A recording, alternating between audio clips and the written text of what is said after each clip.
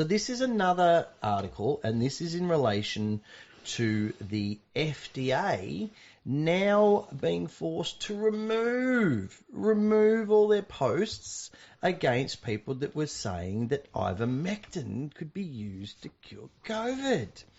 So the title, for those who want to look it up, is Boyden Gray PLLC.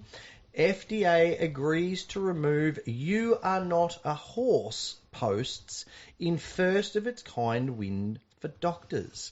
So this is straight out of Washington, D.C., and it says this: the US Food and Drug Administration has agreed to delete its most viral social media campaign of all time, which includes the infamous "You are not a horse" tweet and similar social media posts, as part of a settlement with 3 doctors in APTA versus Department of Health and Human Services. Now, anyone who saw these FDA notices will recall the notes or the ads, and they were saying, ivermectin is only suitable for horses and that shouldn't be used on humans, and now, of course, they've been forced to backtrack.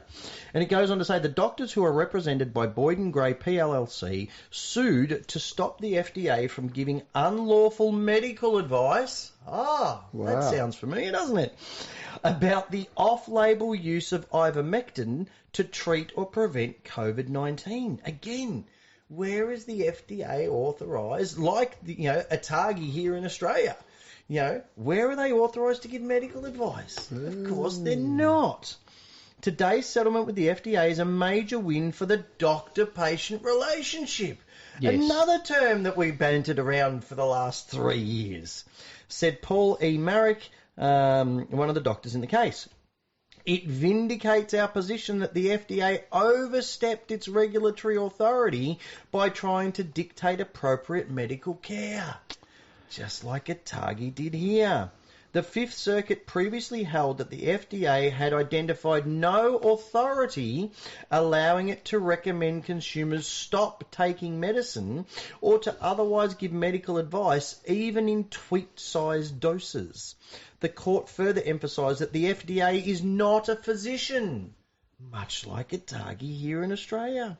It is authority to inform, announce and appraise, but not to endorse, denounce or advise.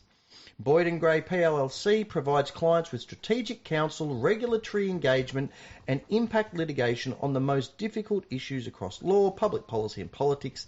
The firm advises clients, including corporations, shareholders, trade associations and workers, across a range of sectors including energy, financial services, healthcare and non-profit. Its attorneys are experienced litigators, and the firm regularly represents clients before federal trial and appellate courts, including parties and amici before the Supreme Court and United States.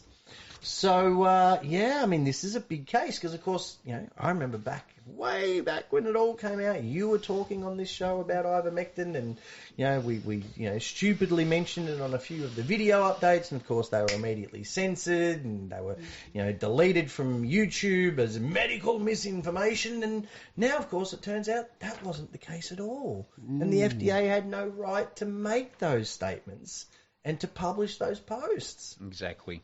So, again, we talked about ivermectin, we've talked about this doctor-patient relationship, we've talked about, COVID all being a scam, that the virus was man-made and all the rest of it. So, again, the obvious question that I ask all of our listeners, if we were right about all of that stuff, what else that we've spoken about over the last 9.5 years are we maybe possibly be correct about as well?